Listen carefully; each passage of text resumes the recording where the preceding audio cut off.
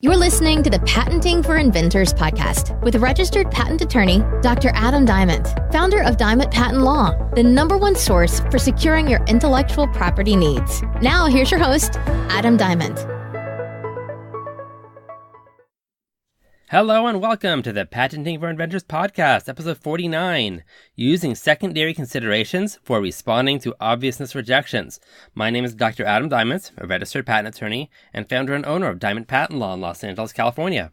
I can be contacted through my website at diamondpatentlaw.com, that's DIAMENT, patentlaw.com, or if that's too hard to remember, you can get to it through patentingforinventors.com, that's patentingforinventors.com, or call me at 424-281-0162.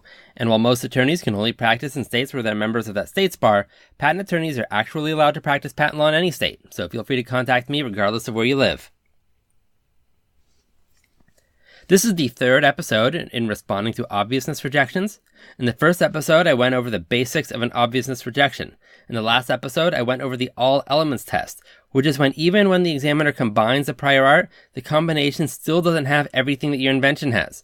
In this episode, I'm going to go over the scenario where the prior art actually does show all the features of your invention, but they're in separate inventions, and where you combine them in a way where you think that you still should be able to get a patent on this combination. In the first episode, I went over the three-part analysis and steps in John v. Deere, and this is where the Supreme Court laid out how obviousness should be determined. And the steps are, you gather up the prior art, you look at the differences between the prior art and the claimed invention, and then look at the skill or level of a person having ordinary skill in the art. And would that person think it was obvious to modify the prior art to arrive at your invention? So after the three-part test, the court then said you could look at what are called secondary considerations. Now, secondary considerations in this case were listed as commercial success, a long-felt but unsolved need, and failure of others. Now, there are lots of other secondary considerations that have come about in later cases that weigh in favor of patentability. But let's look at the first three that were discussed in this case. And this is a very broad overview. In an actual response to the patent office, you'll have to give a lot more detail. You can't just say, hey, secondary consideration of commercial success, please give me a patent. You'll have to back it up with some facts and law. So what does commercial success mean? This means that even though all the parts may have existed separately before, that when I made my product and had everything put together, my product was very commercially successful. If you have a successful product, that weighs in favor of patentability. But you have to be careful here, because you have to show that the reason it was successful was because the combination of features that you have that were patentable and not something else, like you just had really good advertising. Another one of the secondary considerations is long-felt but unsolved need. Let's say you have some medical device that combines certain aspects of different inventions used to stop bleeding. But these devices never were really that good at stopping bleeding very well, and lots of doctors have complained about there aren't good devices that stop bleeding really well.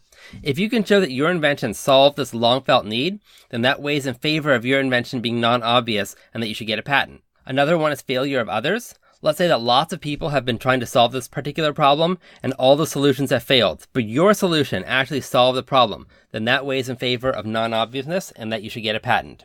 So what are some other secondary considerations? Skepticism by experts. If you could show in the literature that experts were skeptical that a solution like yours would work, and you actually show that yours did work, then that's another factor that weighs in favor of non-obviousness. Another common one is called teaching away. If your invention combines parts A and B of one product with parts C and D of another product, and you can find references that actually say that combining parts C and D won't work if you try to combine them with A and B, then that's really good evidence of non-obviousness, and it's called teaching away. If you can actually show this is probably one of the strongest arguments you can make for patentability of your invention. Another one is copying by others. If you can show that others have been copying your invention, then this is evidence that your invention is non-obvious. Praise by others is another one. If you can provide evidence from experts in your field that this is a great invention that no one had thought of before and it's not obvious, then you might be able to get a patent. You can't just say that other people think it's great. You usually have to submit what's called an affidavit from those experts, and I'll go into affidavits and declarations in a later episode. Another one is if your combination caused a synergistic effect. Now, let's look at this in terms of maybe a drug patent or a combination drug patent. Let's say that there are lots of drugs that maybe regrow someone's hair 5%.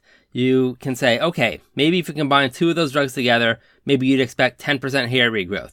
But what if when you combine them, you actually got 100% hair regrowth? You actually cured baldness using these two drugs in a certain combination, and this combination had such a drastic effect that it could not have been predicted in isolation. Then maybe you could get a patent on this drug combination. Now, it doesn't always work. Lots of times you might still get a rejection saying that the combination would be obvious. But if you can show a drastic synergistic effect, then you have a decent case. Another example might be a cure for migraine headaches. If you had one drug that maybe cut down your migraines 50% for a year, and another drug that cut down your migraines also to 50%, but only for a 1 year period of time. But then you came up with some combination of the two of them that completely cut down migraines 100% for the rest of their lives. They never had a migraine ever again. Then that's good grounds for non-obviousness. I worked with a doctor once where this was pretty close to the scenario of what happened, and we were able to get him a patent related to his combination treatment using different drugs that were known to have some effect, but not to the kind of curable effects that his treatment showed.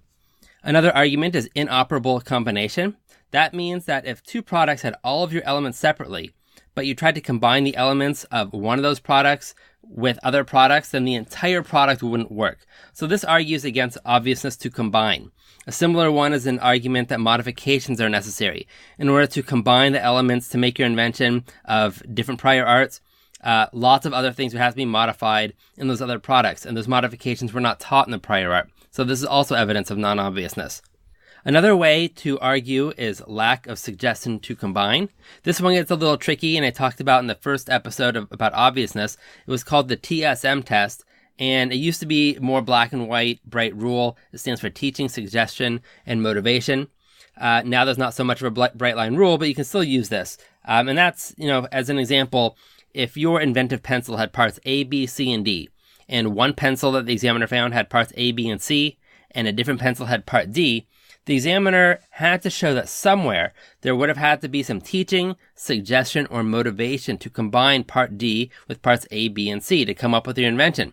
If there was no explicit teaching, suggestion, or motivation, then in theory you should have been able to get a patent. But in 2007, there was a famous case for patents called KSR v. Teleflex, and the Supreme Court said that the TSM test isn't the only test that can be used for obviousness. It's just one rationale that can be used to reject your application. But now, as long as the examiner provides some reasoned articulation why it would have been obvious to combine the references, it can still be considered obviousness. Now, KSR, this case, is really the bane of every patent attorney's existence, because the examiner can just cite some rationale, even if you don't agree with it. It just makes it a lot more subjective. You still want to focus on whether the examiner actually made some rationale about why a person having ordinary skill in the art would have combined. They're still supposed to provide that rationale, and the examiner should be explicit in that rationale. They can't just say it's obvious to combine without actually giving you any reasons or rationale. So focus on a lack of rationale to combine, if that's possible, to argue for non-obviousness. This isn't always easy, and you can still always, argue lack of teaching, suggestion, and motivation in the prior art, but it's not as simple as it used to be. So these are some of the main approaches to arguing against obviousness. I didn't go into actually how to draft paragraphs and cite the cases or the manual of patent examining procedure, because if I covered all of these, this episode would probably be over 3 hours long. But these are some of the things to look into or discuss with your patent attorney on reasons why your invention should get a patent if all the elements exist separately but in different products or prior art references. Another thing to think about, which is really important, is that the examiner might be right in rejecting your claims for obviousness, but you can rewrite your claims to make them not obvious and then ask the examiner to review your new and revised claims so that hopefully you'll get an allowance. I talked a little bit about amending claims when I talked about responding to office actions in general, but I didn't go into the details on the mechanics of making these claim amendments. You can't just write up new claims in a Word file and tell the examiner to look at the new claims. They have to be done in a certain way that shows the examiner exactly what changes have been made. In the next episode, I'm going to go over how these amendments are actually made for claims. And if you want help with drafting your patent application, you can contact me through my website at diamondpatentlaw.com. That's DIAMENT patentlaw.com, or call me at 424-281-0162. I'm Adam Diamond, and until next time, keep on inventing. Thanks for listening to the Patenting for Inventors podcast with host Adam Diamond. If you enjoyed the show, please rate and review on iTunes. The contents of this podcast are intended for general informational purposes only. The facts of every legal matter are unique, and the content of this podcast should not be construed as offering legal advice for your specific legal situation. For more information and help with your own intellectual property needs, contact Adam Diamond at patentingforinventors.com. That's patentingforinventors.com, or call Diamond Patent Law at 424-281-0162. The preceding information may be considered an attorney advertisement and does not establish any attorney-client relationship.